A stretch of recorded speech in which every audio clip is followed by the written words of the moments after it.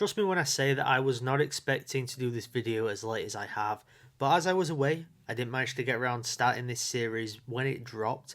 But now, we're finally talking about the second season of one of my favourite anime series of 2021, that being Pacific Rim the Black. Before I do get into my thoughts on this second season though, make sure to head on down to the comment section below, let me know what you thought of it. Also leave a like and subscribe if you're a fan of anime and Japanese gaming, and go check out my review of the first season which I did last year. And you can also go check out my top 10 best Netflix anime series of 2021 as well, because you may or may not see this series in there. But now let's get on to talking about this second season, this final season of Pacific Rim the Black. And one thing I will say is that I was a little bit worried about it because it was the final season, and it definitely didn't help with maybe the first half, because it didn't really seem like they were going to manage to wrap everything up in time. But what I will say is that overall, this is a satisfying enough conclusion to the story. There's definitely elements of it that could have been better, and I will talk about them throughout this review, in terms of like getting the end goal right, in terms of like delivering just a satisfying conclusion to this story that has unfolded. I think it did it at least well enough. It was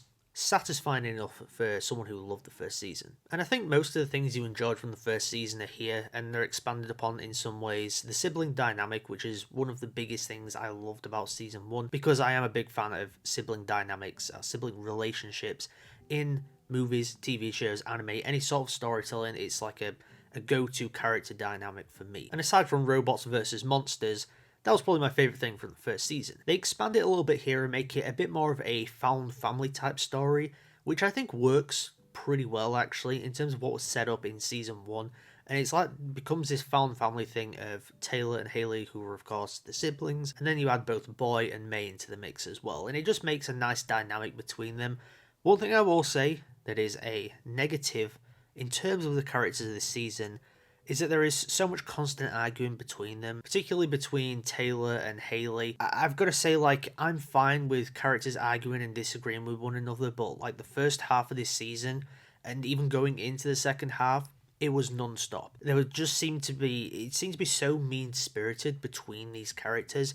And yes, there's reasons early on why they are arguing, why they are disagreeing with, each other's decisions. But it just got to a point where it became so frustrating and all the characters became pretty unlikable. But like I said, that's mostly in the first half of the season. The second half manages to do a better job of that. There's still arguing between them, there's still disagreements between them, but you do feel like there's that heart and soul of that sibling relationship, of that found family dynamic there. Because there are certain things that are brought into the second half, certain revelations that are made, things that are wrapped up in the story and all that kind of stuff.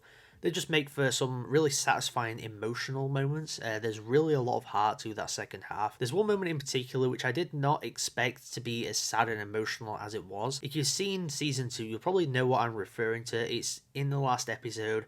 If I point out a big explosion, that might ring a bell. That was actually a very emotional moment which I did not expect it to be whatsoever. As with the first season, I do enjoy the animation quite a bit. It's got that low frame rate look to it, but I think it works a lot better in here than it does in Ultraman, because it feels like consistent across the board. Even with the action sequences, they're relatively smooth, but they still have a bit of a lower frame rate in terms of the movement and all that kind of stuff. Across the board, the animation's much more consistent than what the first season of Ultraman was, and that's kind of why I enjoy it. It's generally solid CG animation. Is it the greatest ever? No, but I think it works well enough, and it really helps when you have some fantastic design work, not only in the first season, but in this season as well. I do like the design of the sisters, who we'll get onto in a moment, but I think above all else, the monsters are well designed because it is Pacific Rim. The kaijus just always looked really cool, but the Jaegers look great as well, and Atlas Destroyer, I gotta say, it's probably the best design of a Jaeger. It's one of my favourite robot designs in all of fiction. That yellow and blue colour scheme is just chef's kiss, and I know there's a figure of that. I gotta track that down and buy it someday. I know I said that it wraps things up in a satisfying way, but there are certain elements of the story, certain characters, certain character arcs, that I just felt were a little bit rushed in the conclusions. The sisters in particular were introduced in this season, and whilst the idea of a cult that's worshipping kaiju and wants to bring out like the end of days with them works within this world, it just felt very generic, and there wasn't enough time and effort really put into it to actually make you give a shit about what was going on, make you give a shit about this side of the story. Honestly, you could have cut them out and just made it about these characters wanting to get from A to B and coming across monsters along the way, and make it a heartfelt story, would have worked like that. You didn't need the whole cult aspect, you didn't need the sisters in here to actually make the story work. And one of the characters that had a lot of mystery to them, but was also one of the more intriguing characters, was May. And I think that her storyline, I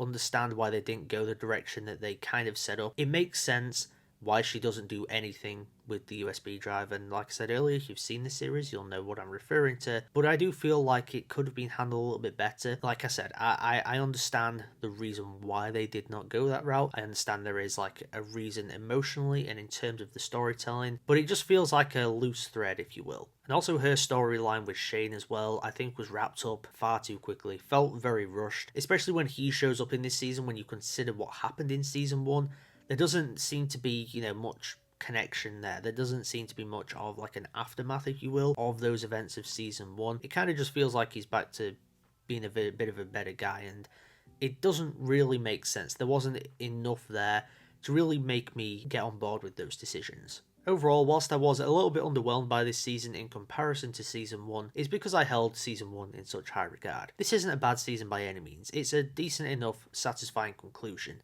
It does have some flaws here and there. There's some things that I wish it would have done a bit better, and it probably could have helped having either more episodes or another season. But generally, if you liked season 1, you're probably going to like season 2 enough. And if you're a fan of what's happened so far, you're probably going to be a fan of what does happen in this season. And if you're here for a heartfelt sibling story with robots and monsters, well, this kind of provides it to you. So with all that in mind, I'm going to give Pacific Rim the Black Season 2 a B. Before I get out of here, I'd really appreciate if you could leave a like on this video. Also subscribe if you're a fan of anime and Japanese gaming. Cover all that kind of stuff on the channel. I'm going to have more Netflix anime content within the future. Going to be talking about Bubble in a day or two's time. That's the new Netflix anime film, which I'm very excited to sit down and watch. In fact, as I'm recording this video, I'm about to go sit down and watch it. And like I said at the start of this video, I'd love to hear your thoughts on this season, so head on down to the comment section below.